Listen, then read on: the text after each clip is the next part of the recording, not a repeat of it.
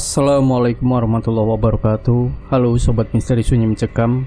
Kembali berjumpa dengan kami, channel yang setiap hari selalu menyuguhkan cerita-cerita misteri menarik.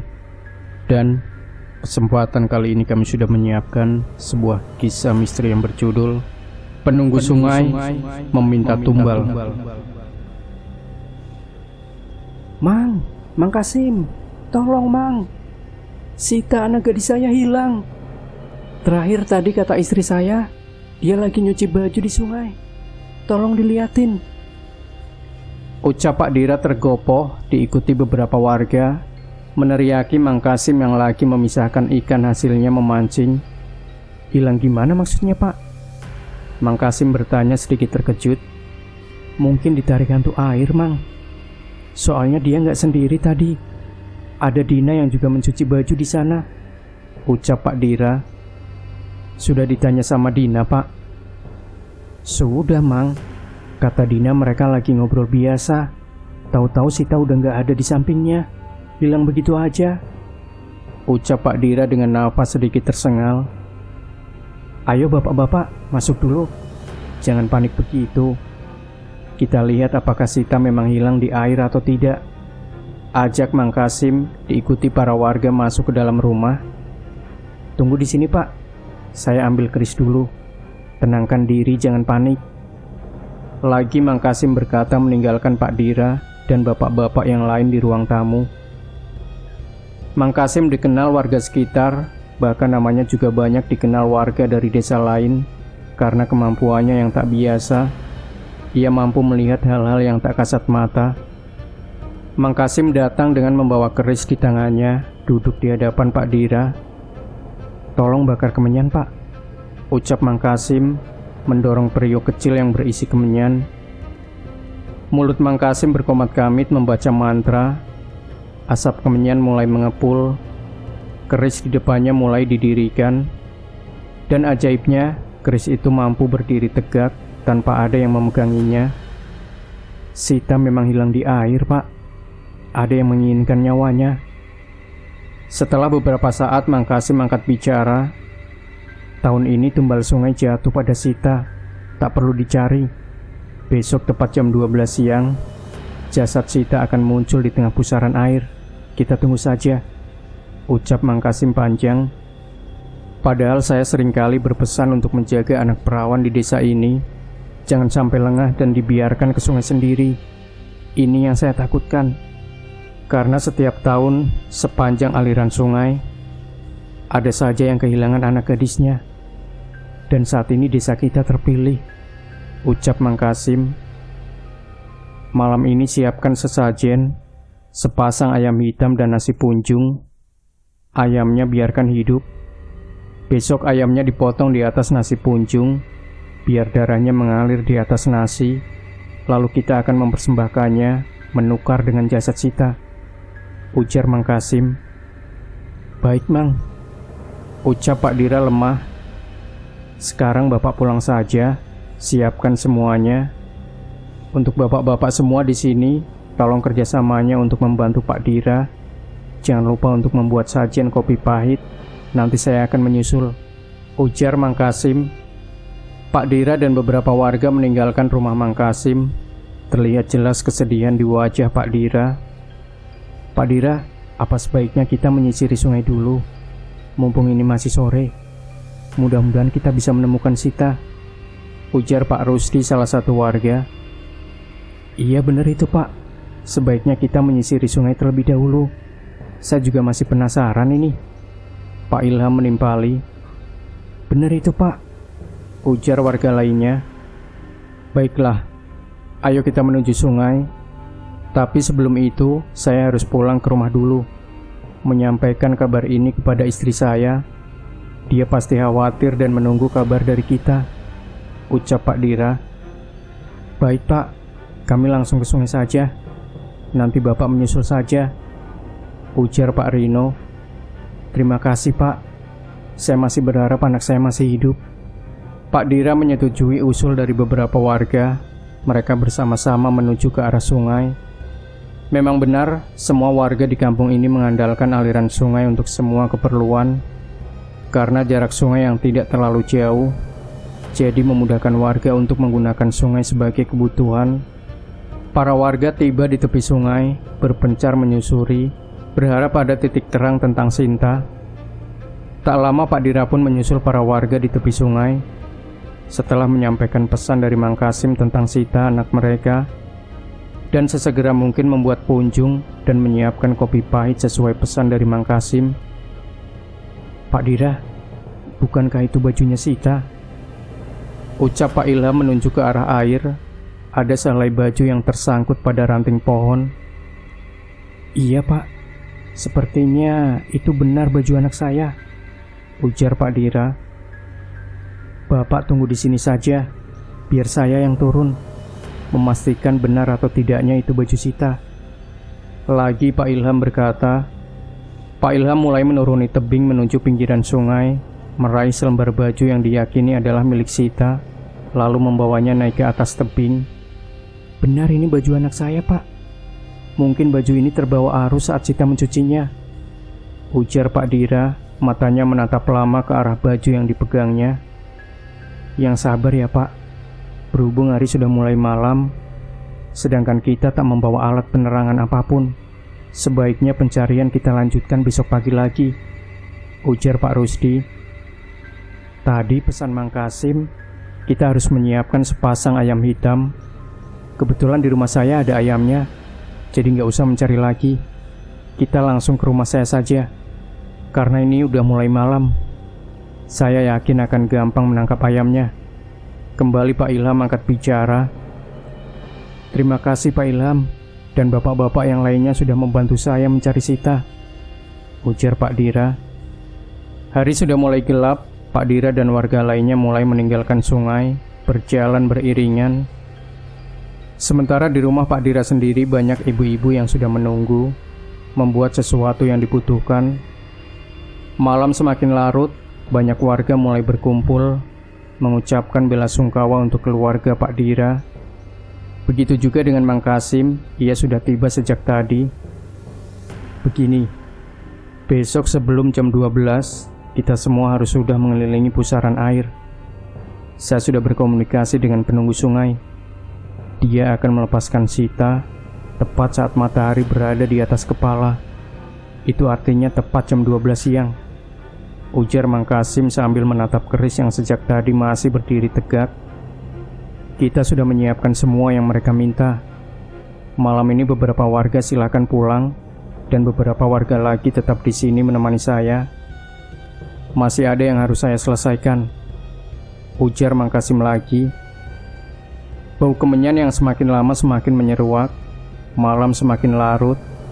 Hanya beberapa warga saja yang masih berkumpul menemani keluarga Pak Dira, dan beberapa lagi tetap dengan posisi duduk mengelilingi Mang Kasim yang tetap fokus dengan keris dan kemenyan di depannya. Tak terasa pagi menjelang, para warga mulai sibuk menyiapkan perahu yang akan digunakan. Waktu semakin dekat, matahari semakin meninggi. Pak Dira dan warga lain mulai bersiap. Satu perahu yang dikhususkan untuk dinaiki Mang Kasim membawa sesajen sebagai permintaan dari penunggu sungai. "Semuanya, ayo bersiap. Tetap kontrol perahu. Arus agak sedikit deras. Jangan sampai ada perahu yang terhanyut. Fokuskan untuk mengimbangi," teriak Mang Kasim diikuti anggukan dari para warga. Matahari semakin naik, semuanya terdiam. Hanya sesekali terdengar deheman dari Mang Kasim yang terlihat fokus. Punjung dan ayam telah dihanyutkan, tenggelam terbawa pusaran air. Terlihat pusaran air semakin kuat. Warga semakin bersiap mengimbangi perahu yang juga ikut berputar. Mang Kasim mengarahkan kerisnya ke atas. Arus pusaran air semakin kuat, seakan ada sesuatu yang menggerakkannya. "Bersiap semuanya!" Lagi Mang Kasim berteriak diiringi dentuman dari gelombang arus. Suasana semakin tegang. Mata warga tetap fokus ke arah arus sambil mengimbangi perahu. Biur. Suara deburan air diikuti sosok yang seakan loncat dari dalam air, sedikit melambung tinggi lalu terhempas kembali, seakan benar-benar dihentakkan. "Dina, nyuci di sungai yuk," Ajak Sita, di tangannya sudah menenteng keranjang pakaian yang mau dia cuci.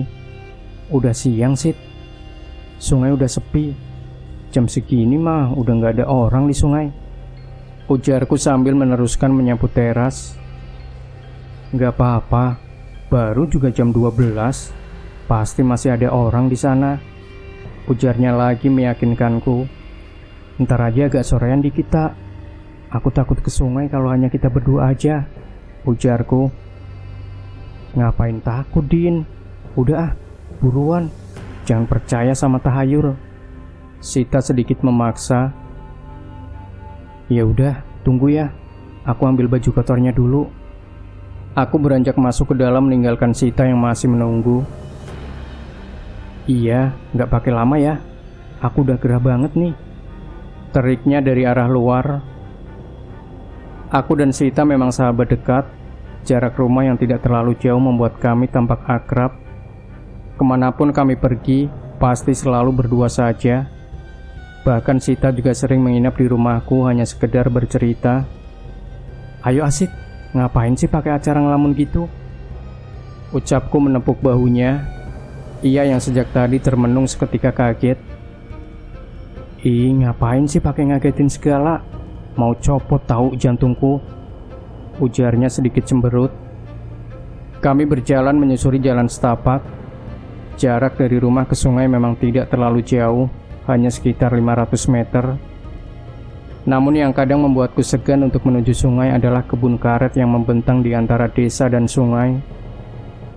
Apalagi kalau siang begini, para warga lebih banyak pergi ke ladang, membuat sungai hanya ramai pada pagi dan sore hari saja. Kami tiba di sungai. Sita yang lebih dulu menuruni anak tangga menuju ke bawah. Aku mengikutinya dari belakang. Din, kamu sebelah sana ya, aku yang di sebelah sini. Ujarnya menunjuk tempat untuk kami duduk. Oke, kuacungkan jempol tangan tanda setuju. Sit, tahu nggak? Si Ardi kan ngejar-ngejar kamu terus. Emang kenapa sih nggak ditanggepin? Ujarku saat kami sudah duduk dan memulai aktivitas mencuci. Gak minat, aku males aja. Jawabnya santai, tangannya tetap sigap mengucek pakaiannya. Gak minatnya kenapa? Kan dia ganteng. Idola para cewek kampung tetangga loh. Aku sedikit mengernyitkan dahi, menatap ke arahnya sejenak, lalu meneruskan cucianku. Ya gak minat aja. Dia kan genit. Aku gak suka aja dipegang-pegang sama dia.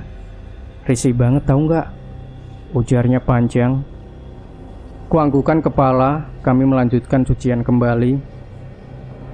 Din, lihat deh. Di ujung sana ada orang lagi mandi. Rambutnya panjang banget. Dari tadi dia melihat ke arah kita terus. Rambutnya selalu dikibas-kibaskan. Aku pengen punya rambut kayak gitu. Ujarnya menunjuk ke arah depan, seketika membuatku menoleh ke arah yang ia tunjuk. Mana sih, Sip? Gak ada orang di sana. Aku yang mengikuti arah telunjuk Sita sedikit keheranan, soalnya tak ada siapapun di sana. Di situ, Dina. Masa gak lihat sih? Tuh kan, ibunya senyum ke kita. Ujarnya lagi, tangannya sedikit melambai ke arah sana. Beneran aku gak lihat, Sita. Udah, jangan angkutin. Yuk, kalau udah kelar kita pulang aja. Aku mulai beranjak dari tempat semula. Terlihat Sita masih sibuk melambaikan tangan ke arah ujung sana. Sita masih tetap pada tempatnya. Cuciannya juga sudah selesai. Aku yang mulai berkemas, fokus pada keranjang yang siap ku angkat untuk dibawa pulang. Ayo Sit, kita pulang. Ujarku tanpa menoleh. Tak ada jawaban sama sekali dari Sita. Sita, ayo kita pulang. Aku melihat berbagai arah, tak kutemukan Sita. Secepat itukah ia pergi? Hanya beberapa detik saja. Sejenak tadi yang aku lihat, dia masih di dekatku. Kenapa bisa tiba-tiba hilang? Sita, kamu di mana? Jangan bercanda deh, gak lucu tahu. Aku masih mengarahkan pandangan, jantung mulai berdegup kencang. Terlihat pakaian Sita yang sudah tertata rapi di dalam keranjang cuciannya yang siap dibawa pulang masih teronggok di dekatnya duduk tadi. Di mana Sita? Gak mungkin ia meninggalkanku sendiri. Lagi pula cuciannya masih di sini. Sita, jangan bercanda deh. Gak lucu Sita. Aku mulai panik menaiki tangga, menyambar keranjangku dan keranjang Sita sekalian. Untungnya cucianku dan Sita gak terlalu banyak, jadi bisa kubawa sekalian. Aku berlari menembus kebun karet, mengedarkan pandangan di sela pelarianku, berharap ada Sita yang bersembunyi di salah satu batang karet. Namun nihil tak kutemukan Sita dimanapun berada, sampai aku tiba di depan rumah Sita. Nafas masih tersengal, meletakkan keranjang milikku dan Sita di teras, mengetuk pintu rumah Sita dengan keras. Entah kenapa aku masih berharap ada Sita di dalamnya. Ada apa Dina? Kenapa kamu kayak ketakutan gitu? Ujar Rila, ibunya Sita. Bi, Sitanya udah pulang belum? Tanya aku mengabaikan pertanyaan Bi Rila. Loh, bukannya tadi sama kamu? Kan tadi Sita pamitnya nyuci di sungai sama kamu. Ujar Bi Rila kaget. Iya Bi, tadi Sita tiba-tiba hilang, makanya aku kesini. Takutnya dia udah pulang. Ujarku sedikit panik. Dia belum pulang. Dina, coba ceritakan kejadiannya. Ujar Bi Rila, terlihat jelas kepanikan di matanya. Lalu ku ceritakan dari awal kejadian sampai aku tiba di depan rumah Sita. Itu jasad Sita. Cepat naikkan ke perahu. Kita harus bergegas membawanya ke pinggiran. Lagi Mang Kasim berteriak, keris di tangannya masih diarahkan ke atas. Para warga mulai berusaha menaikkan jasad Sita. Jasad terlihat utuh, tak ada cacat sedikit pun. Walau terendam di dalam air hampir 1 hari 1 malam, tidak ada pembengkakan atau pembusukan. Bahkan jasad Sita seperti orang yang baru saja meninggal. Mang, jasad Sita sangat berat sekali. Gak bisa diangkat, seperti ada yang menahannya. Ujar Pak Rusdi dan diikuti anggukan beberapa warga yang berusaha tetap memegangi biar tidak terbawa arus. Jasad memang sangat sulit terangkat, bahkan untuk digeser pun sangat susah, padahal sudah berada di atas air. Pegang saja dulu, jangan sampai terlepas. Saya akan berkomunikasi kembali dengan penghuni sungai, ucap Mang Kasim. Wahai penunggu sungai, kami sudah memberikan sesajen sesuai permintaan. Lepaskan anak kami. Kami ingin segera mengurusnya. Lagi Mang Kasim berbicara di sela komat kami di mulutnya. Setelah Mang Kasim berinteraksi sendiri, akhirnya jasad Sita ditarik ke atas, jauh terasa ringan dari sebelumnya. Jasad Sita sudah dinaikkan ke salah satu perahu warga menuju ke arah pinggiran desa. Cepat kayuh perahu. Kita harus bergegas membawa Sita. Pak Dira, setelah sampai nanti, kembali buatkan sajian kopi pahit, 2 punjung telur putih dan kuning, serta perintahkan warga lain untuk mencari 7 rupa kembang, serta 7 macam buah-buahan. Saya akan kembali mempersembahkannya. Lagi Mang Kasim berujar. Baik Mang, tapi mungkin proses pembuatan punjung agak sedikit memakan waktu Mang. Dan juga pencarian buah agak sedikit lama, soalnya harus dicari ke kota terlebih dahulu. Tidak apa-apa, setelah matahari terbenam, baru kita persembahkan, ujar Mang Kasim singkat. Isak tangis warga yang berkumpul menunggu kedatangan jasad Sita. Bu Rila sendiri sudah berkali-kali pingsan, tak mampu menyaksikan kalau anaknya benar-benar sudah menjadi tumbal dari penghuni sungai. Setelah berpuluh tahun, baru kali ini di desa mereka terjadi kasus seperti ini. Tuhan, kenapa harus Sita yang diambil? Ia anak kami satu-satunya. Di sela isak tangisnya, Bu Rila berucap lirih. Yang sabar ya Bu, ikhlaskan Sita. Semoga ia tenang di alam sana, ucap ibu berbaju hijau, salah satu tetangga Bu Rila. Sita sudah dinaikkan dan dibawa pulang ke rumahnya. Para warga bergotong royong menyiapkan semua keperluan, termasuk untuk penguburan Sita sendiri. Sita harus segera kita kuburkan. Tidak boleh berlama-lama. Saya khawatir akan cepat terjadi pembusukan. Lagi Mang Kasim berucap. Pemakaman Sita telah selesai, meninggalkan kesedihan yang mendalam bagi Pak Dira dan Bu Rila. Hari sudah beranjak petang, para warga sudah banyak yang membubarkan diri. Walau beberapa masih tinggal untuk menyiapkan keperluan yang diminta penunggu sungai. Matahari mulai terbenam, perlengkapan semuanya sudah siap diangkat ke perahu. Beberapa warga mulai berkumpul, ingin menyaksikan ritual terakhir dari persembahan. Saya menuruti perintah dari penunggu sungai, karena saya tak ingin terjadi sesuatu lagi di desa kita ini. Selanjutnya, tolong jangan biarkan anak perawan kita untuk berada di sungai sendirian. Mang Kasim berkata sambil menaiki perahu yang berisi sesajen lengkap. Asap kemenyan mulai mengepul, mengiringi perahu meninggalkan pinggiran menuju arus di mana jasad Sita ditemukan. Larungan sesajen sudah dipersembahkan. Lama setelah kejadian itu, tak pernah terdengar kabar ada yang hilang di sungai. Semoga seterusnya, sungai tak akan menelan korban kembali. Biarlah semuanya akan menjadi misteri. Entahlah. Demikian Sobat Misteri Sunyi Mencekam. Tinggalkan komentar Anda, like, share video ini, subscribe channel Sunyi Mencekam, dan nantikan kembali cerita-cerita misteri terbaru dari kami. Wassalamualaikum warahmatullahi wabarakatuh.